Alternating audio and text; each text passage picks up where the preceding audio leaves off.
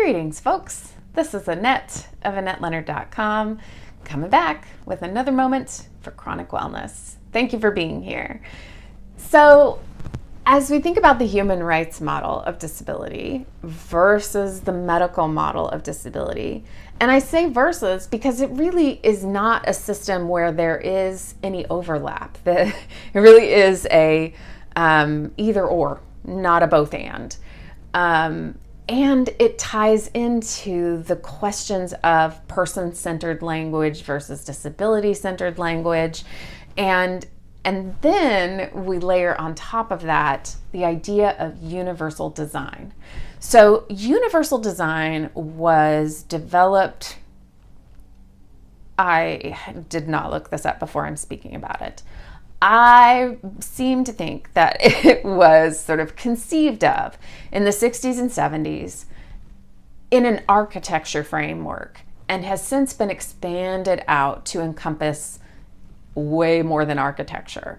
But the idea was that if systems, structures, and attitudes were changed, that was the blown out idea. I mean, initially it was just structures, that so many impediments to people's abilities would be changed. So case in point, many of us can think about like a round doorknob that you would have to grasp with your whole hand versus the doorknobs that are sort of like horizontal slashes that you can just push with your elbow or the palm of your hand or the back of your hand or an implement that you're carrying, but you don't have to grasp.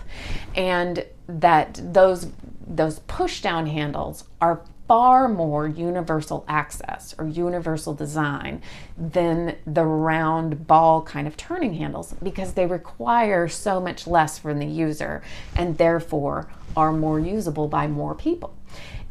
Even more so, just the push a button ones that so often have, sort of a wheelchair graphic on them that then allow the doors to open at just the push of a button. Because think about this.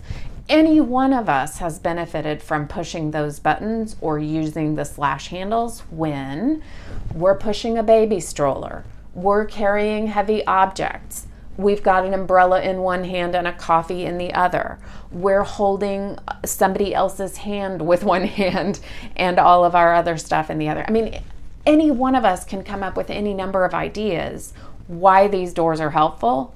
Germs are the enemy, and I'm going to push that button with my elbow. I mean, there's so many reasons why that is universally more accessible than the grasp and turn style doorknob. And that is just one example. Curb cuts are another example. That when we put curb cuts, it's not just people who use wheelchairs who benefit. It's people on scooters. It's people pushing strollers. It's people who use walkers that have wheels on them. It's somebody using roller skates. I mean, it's on and on and on. The benefits only start to compound. So we say we're doing this for someone who needs curb cuts for wheelchair access, and we find that so many people on down the line benefit. And so access becomes much greater, much more universal when we design this way. So I've just given you two examples that are structural, but then we find that if our systems were changed, so if we didn't have systems that were biased against women, if we didn't have systems that were biased against people whose names looked like ours, if we didn't have systems that were biased toward the norms in our country, that things would be more open and a more level playing field for everyone. And the same things with beliefs and attitudes, that if we dismantled these, we would have more accessible systems universally. All right, so that's just like a really crammed together nutshell about universal design.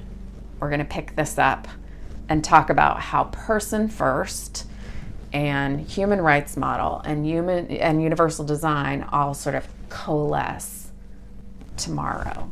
Hang in. Look forward to continuing this topic.